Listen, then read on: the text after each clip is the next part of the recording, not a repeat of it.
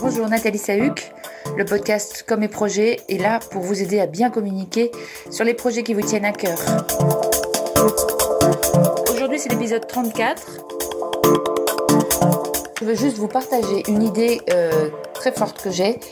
C'est l'idée selon laquelle tout le monde a le droit d'avoir de la bonne communication. C'est une déclaration forte que je viens vous faire en ce matin. Ça n'est pas réservé aux grands, ça n'est pas réservé à ceux qui savent, ça n'est pas réservé aux plus riches. Voilà, tout le monde a le droit de bien communiquer et de faire une bonne communication. Alors, pourquoi je dis ça? C'est parce qu'en fait, souvent, on associe la communication à quelque chose de clinquant, on imagine, et on voit les grandes marques qui communiquent avec de très gros moyens, en sponsoring, en bannières sur les sites, sur Facebook, en outils grand public, quand on voit toutes les banques qui développent un grand nombre d'actions de communication pour leur image, sans même vendre leurs produits. Et puis, forcément, du coup, nous, on n'est pas tout à fait dans cette logique. On pense qu'il va falloir avoir recours à de très grandes agences. Il va falloir développer une stratégie hyper compliquée. On n'a pas fait le M. Il va falloir mobiliser des gens en interne et on n'a personne vraiment à mettre dessus. Enfin, de toute façon, il n'y a rien qui correspond à la réalité de votre quotidien. Donc, la grande communication, celle qui brille, celle qui se voit de partout, on se dit... a priori, c'est pas pour moi. On ne va pas faire, en fait. Alors moi, je veux juste vous faire 2 remarques là-dessus. La première, c'est que vous regardez le chiffre d'affaires d'une banque et vous regardez l'ampleur de son organisation et de son business, et puis vous regardez le vôtre. Voilà, donc je pense qu'il y a un effet de proportion, c'est-à-dire qu'on va pas mettre le même budget de communication, de toute façon, selon la taille, le business, le besoin, la cible, et chaque situation est unique. Là où les marques mettent beaucoup de moyens, forcément on le voit et c'est normal puisque c'est le but.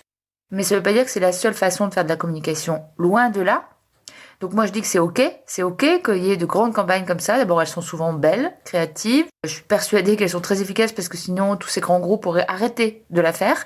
Simplement il ne faut pas résumer la communication à cet aspect de puissance. Je pense qu'on peut faire de la communication sans mettre beaucoup de budget forcément annuellement en matière de masse pour avoir une forte visibilité. Il y a d'autres façons de le considérer. Voilà une des raisons pour lesquelles on dit qu'on ne peut pas communiquer.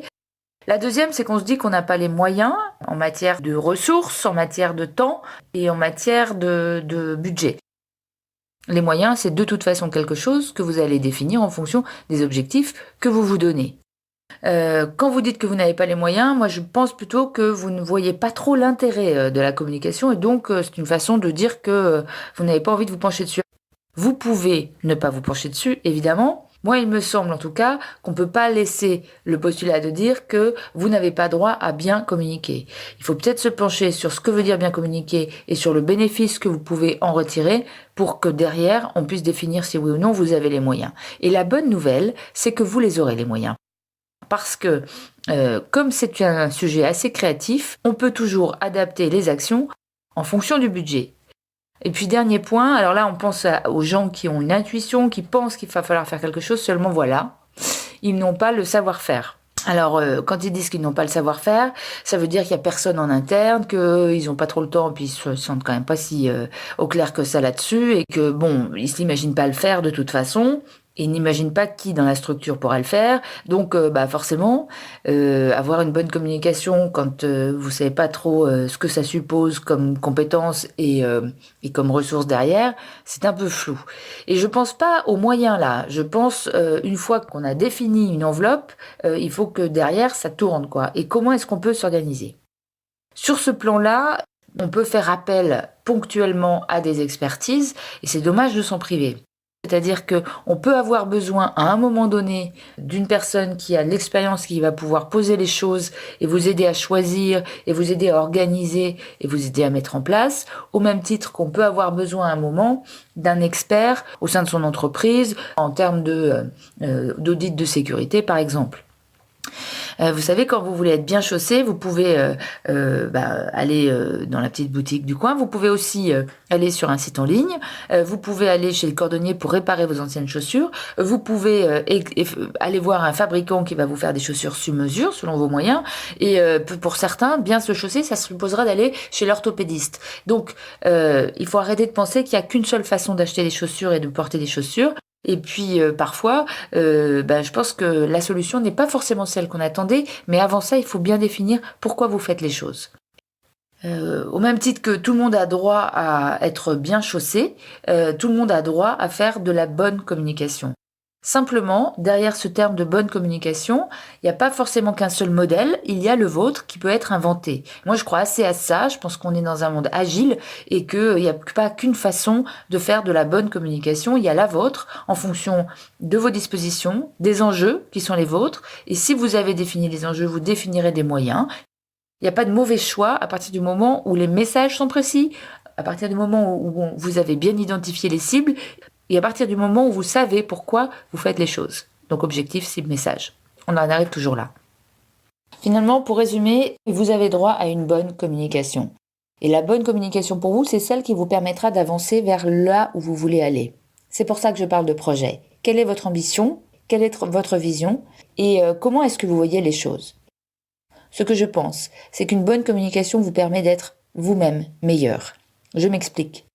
Vous allez être amené à structurer l'action de la communication et vous allez être amené à structurer la gestion de votre projet. C'est-à-dire qu'il va falloir définir les étapes, auprès de qui et quand. Donc ça vous amènera forcément à bien organiser votre démarche projet pour que derrière la communication soit vraiment un révélateur. Ça permet de vous conforter dans votre dynamique en mouvement et de renforcer le bénéfice de ce que vous faites. C'est-à-dire que vous êtes plus précis, et donc la notion de précision dans les attendus, dans l'objectif, dans la vision, dans la manière de le faire, c'est quand même la clé de la réussite de beaucoup de projets. Et de fait, parce que la communication vous donne cette obligation de précision, la communication va vous renvoyer beaucoup plus de retours, de feedback, de créativité à l'intérieur de votre système, à l'intérieur de votre entreprise, à l'intérieur du territoire. Donc, c'est là la magie de la communication dans une logique de projet, c'est que elle va vous permettre d'aller mieux et plus loin, au-delà de ce que vous imaginez. Elle vous oblige à être meilleur et donc du coup, vous avez de meilleurs résultats. Donc la bonne communication, c'est pas la bonne idée ou la bonne action. La bonne communication, c'est la bonne stratégie globale, la bonne dynamique dans laquelle vous allez entrer et qui va permettre à l'ensemble des acteurs d'apporter ce qu'ils peuvent apporter. Et donc, on voit bien qu'il y a plus une question d'énergie qu'une question de moyens. Voilà, c'est tout pour aujourd'hui. Je vous dis merci d'avoir écouté jusqu'au bout. Et je vous invite à mettre des évaluations sur les plateformes d'écoute que vous utilisez. iTunes, c'est très important iTunes parce que c'est eux qui prennent le lead. Mais si vous utilisez une autre plateforme pour l'écouter, que ce soit SoundCloud, Podcast Addict ou Castbox, peu importe, mettez vos étoiles si vous avez été intéressé par ce podcast. Et moi je vous dis à très vite.